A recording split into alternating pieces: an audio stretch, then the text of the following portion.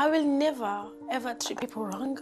So like that's why when people treat me wrong, it makes me like feel very upset. Like people being like nasty to me, and I don't understand the language. It's just too much. I sometimes cry though. Sometimes cry like every day I cried, and one day I said to my mom, I'm not going back to school. Then after I said, when I was in Africa, in school, nobody challenged me. Then why should I come here? And everybody like start like bullying me and like stuff. But I fight every day. I fight every day.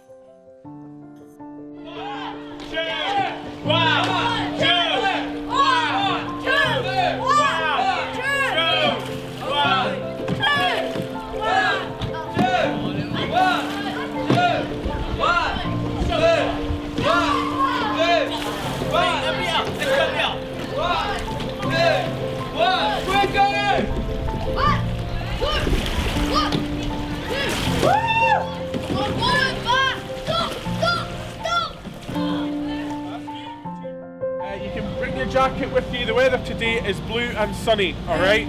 So bear in mind, we want you to have good fun. First time I come to UK at 2 years time ago, and I've been quite a while in UK.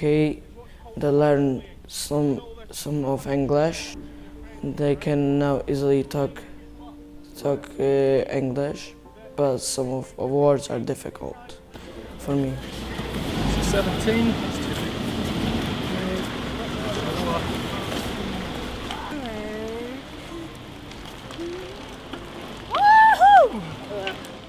Now we don't know, I think, what are the long-term effects of migration in childhood on children's well-being when they are older, because there is clear disruption to children's emotions, to children's relationships, to children's security.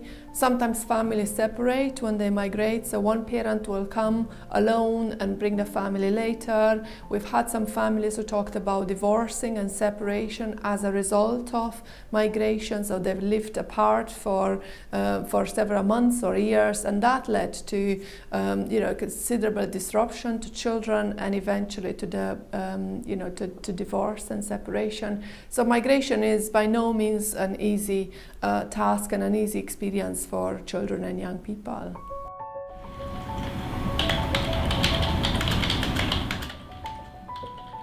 We work with vulnerable and disadvantaged children. We have a strong focus in terms of working with black and minority ethnic communities, so at least 70% of our children and families that we work with are from the different diverse communities in Edinburgh.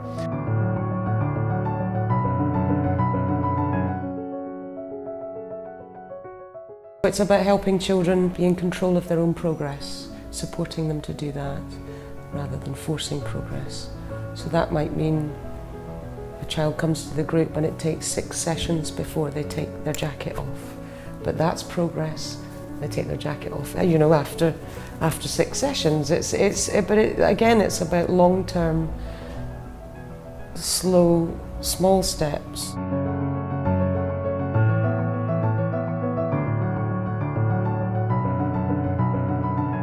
We asked children what it was like to be an Eastern European new arrival in Scotland, maybe in a school where there's just 1 or 2 other children who speak your language. And overall, children talked about the struggles that they had to adapt to that, how sometimes they were, singled out, and some had experienced racism, although we feel that the vast majority of children think that that wasn't an issue for them. And many of them said that there were isolated incidents that they were victims of, but it wasn't, a general feeling that they had. One thing that was quite common was for children who lived maybe in deprived areas, they were more likely to experience racism. For example, Roma children from different countries who were victims of racism before migration were victims of racism after migration. A lot of them talked about being bullied or being victims of racism at school.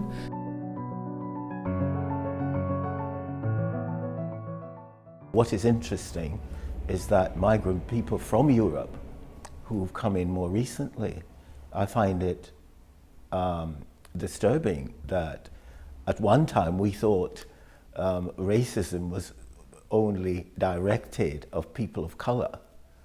But what we've noticed recently is that prejudice and discrimination is about difference.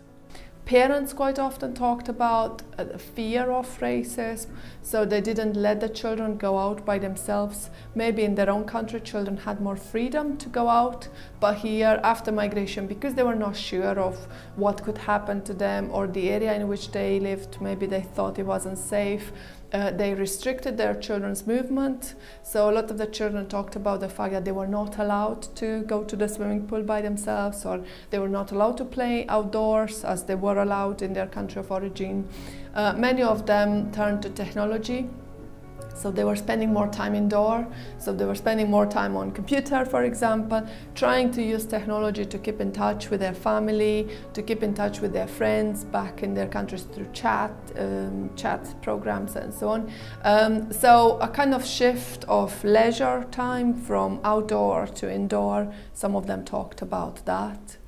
I miss my grannies, and I missed when I remembered when I go to I wear socks and then I just go and see all of the things, like because I have like a window in my bedroom in Poland, I can see all of the view of the village, and I was being quite actually sad to live here, to leave Poland alone without me and all the friends.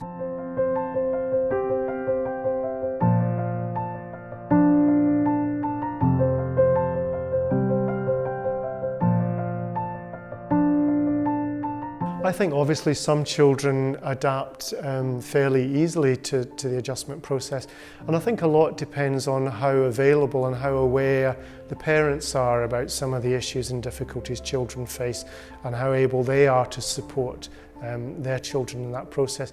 But obviously parents can be affected by many issues in terms of maybe trying to find houses, adjusting to a new culture, language difficulties, trying to find employment. So sometimes parents understandably can be very preoccupied with their own issues. So children often then can feel very alone unless there's somebody there really to listen to their experiences and their voices. You know, when you are a migrant, when you're new, everything is new to you, and you will be overwhelmed with all the information, with new things. Everything is new, and you don't know. And that would be great if there are helping hands around.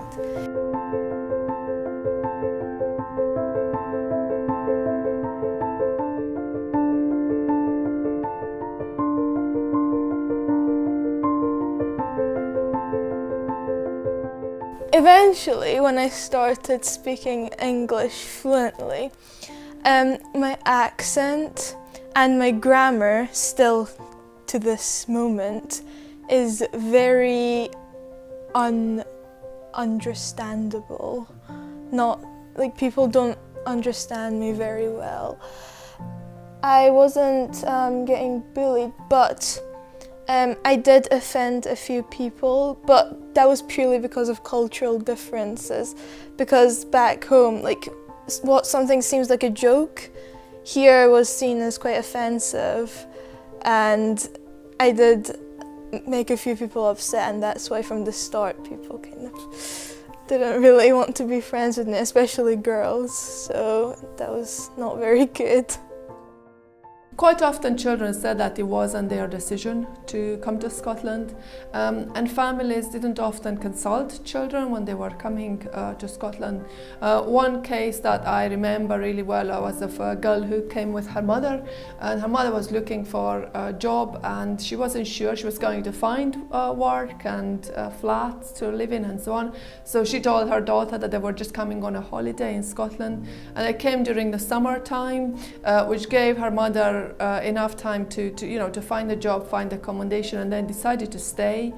And the girl talked about the feelings of not saying goodbye to her friends and family, not having things that were important to her, like personal possessions and toys, and things that she missed from her country of origin. And although it's not far in terms of distance, and there's cheap traveling opportunities and so on, many children didn't have that many opportunities to go back and see their family that often. So in many cases, migration was a very traumatic experience for children, and they had to show tremendous emotional strength, and adapt to the situation.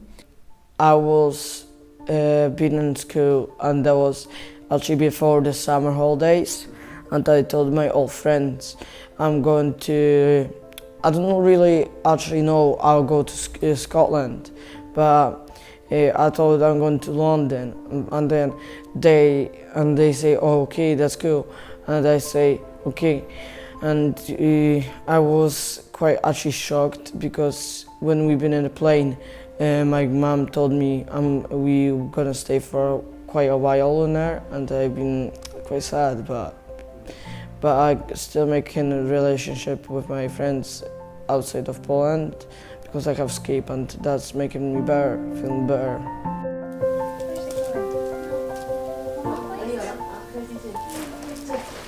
We have 8 different projects within the agency that are funded through different funding streams, and some of the projects overlap, so children and families might be accessing services from different projects.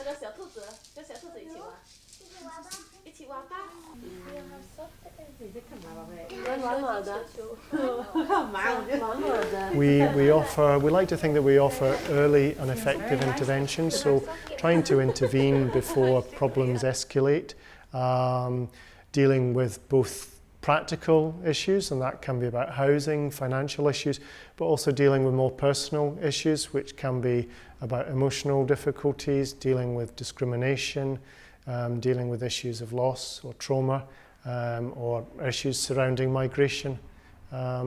So we have a range of different projects which offer focused support for children at different kind of life stages, or children affected by particular issues.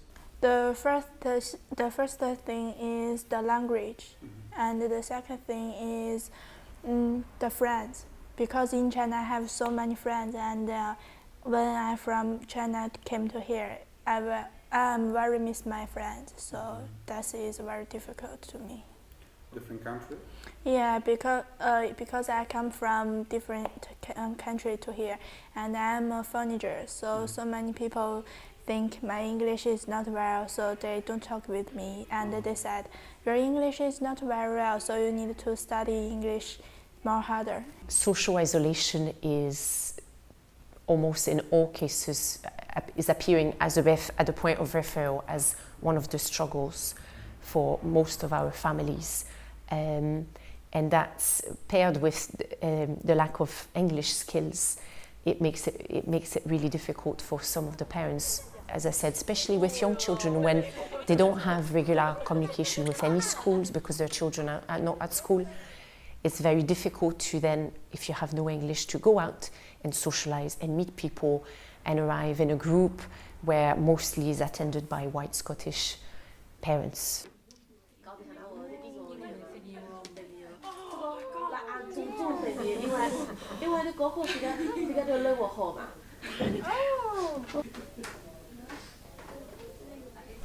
I suppose what we would do is we'd listen to parents' concerns. It could be about feeding, it could be about sleeping, it could be that family hasn't really got anyone else to talk to. They might have a partner at home, but the partner might be working long hours. Does the chain hang at the back then? Does it hang at the... No, it won't be at the back, it'll be at... Yeah, the language thing was probably the most difficult part. And just people, like, they made it so much more harder. People at school, like, you'd think they'd be nice to you, but they weren't. But not everyone's like that, so like if anybody's moving over, don't think everyone's gonna be really mean. People are nice, but you just gotta sort of separate the nice ones from the, not so nice ones. What you like? Yeah. I'm gonna try. I'm not very good at clipping these things. We're speaking from a cultural point of view. Turkey's a place where people are they're generally very welcoming and warm, and you don't feel that as much here. People they're a bit more, I don't know, they just kind of put a line in between you and them, you can't cross that line. Whereas in Turkey, you could have just met an hour ago and people will act like you're best friends and you've known each other for your entire life. What do you want to do to change it? Is there something you'd like to do? No, I don't take anything. I find that people who are foreigners are much more, closer to you. Actually, I have some Polish friends and I feel like they're a lot sort of warmer and welcoming as opposed to my Scottish friends, if that makes sense. Alright, so you're going to work with a smaller person today, because that what it allows us to do is to keep the weight of the boat in the right position. It means the heavier people to the back, the smaller people to the front. You're going to sit here. Well, what we try and do is do initial assessments for all the children that come in to get a wider picture of school and home and language, so that we can match them with what would meet their needs, be it a group or individual work or family work. It is all referral basis, and our group is a little different to some of the old ones. Our group's very closed, so we will start a 10-week programme with 6 or 7 children, and it'll be the same 6 or 7 children. There'll be no other children added to the group along the term, so another one would have to go on the waiting list. But the ones we do in schools, normally we'll have liaison with schools. We'll go in and speak about the project and the agency and what we look for and what our groups are all about, because I think sometimes it's missed a little bit. And teachers, as I identified before, teachers seem to point out the children that are causing quite a disruption in class, which they would benefit from our group, they really do, but about the composition of our group and having quieter children and louder children and children of different ethnicities and a mix of genders, and how that's beneficial for the child within a small therapeutic group. So that's how we'd run our school groups. The ones here, sometimes it's children that have been in our school groups previously, referrals in for group work, some kids that have had individual work coming along to groups, and it'll be 10 or 11 week programme with the same children. I don't know if I asked that before, but... Well done, Philip. You put your run. I often think people, it's 1.5 hours a week, maybe I see the children, and people ask, well, it's not a long time, and can you really sort of make a difference? And I suppose, as a colleague had said to me once, it's a small window into a child's world. It's like giving them a different download of something completely different, in terms of safe adults, safe space. This is how it's done. This is how it's meant to be, in terms of having appropriate boundaries, being encouraged, being praised, being part of a group that's safe and contained. So yeah.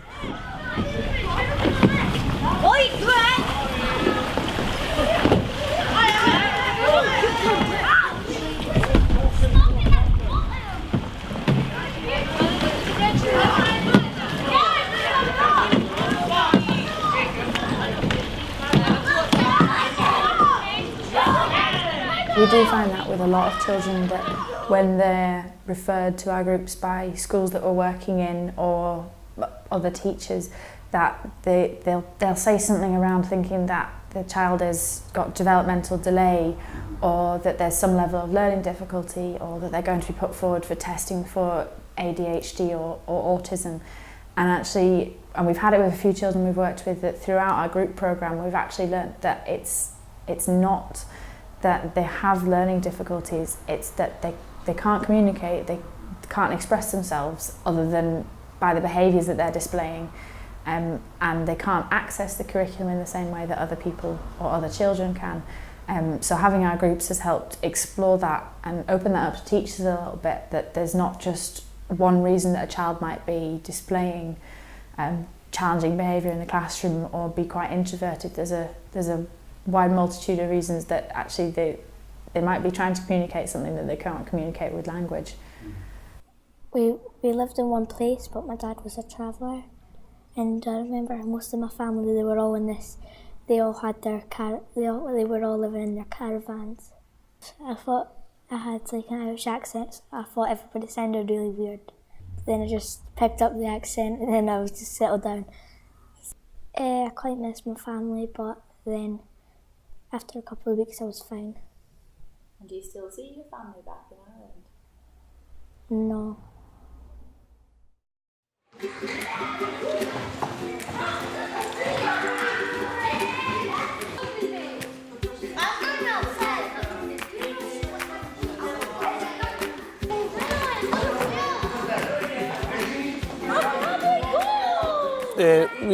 We use a football like a tool to just build self-confidence for these children and encourage to do some sport, and also work with teams, like a team.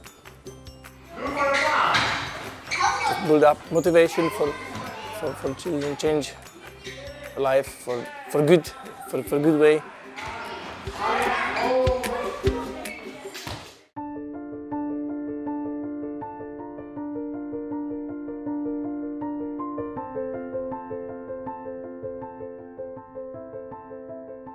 One of the issues for us as an agency, we're always trying to be creative, and both to sustain and maintain the existing projects, but also trying to develop new projects in the light of the need that we see, and trying to develop new projects for that. And obviously for all voluntary organisations, the challenge is to maintain our funding, to seek new funding, and that is a big challenge.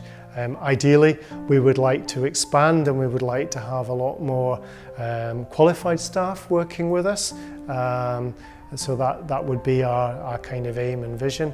We want to make more links with the local and bigger business community as well, so that we're more embedded within the community and can draw on the support of of the local community.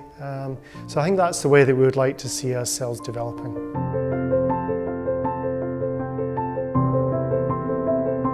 Children didn't choose to be migrants, and they shouldn't be treated as migrants. They should be treated as children first, and the priority should be on looking at the children's needs in a holistic way and say, what does this child need, rather than think, what do these migrants need or migrant group need. So in terms of individual children, where are they at in terms of emotional well-being? How are they coping with the whole process?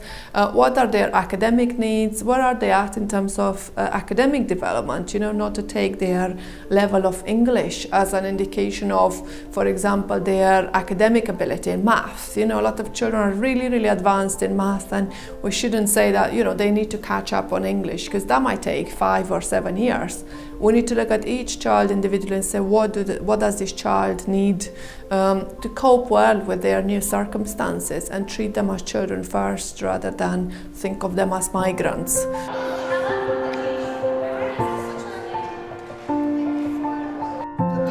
The guy who's slow.